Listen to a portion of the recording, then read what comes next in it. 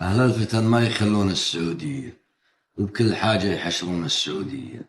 لو طاح عصفور من عشه في بولندا قالوا تراها من أسباب السعودية. لو تنكسر رجل شخص بحادث في كوبا قالوا تراها من أسباب السعودية. ولو المطر ينقطع بالصين والنمسا استغفر الله يقولون السعودية. وآخرنا القدس وترامب وحركاته قالوا تراها من أسباب السعودية، مع أنها ما لها قنصل ولا مبنى قالوا تراها من أسباب السعودية.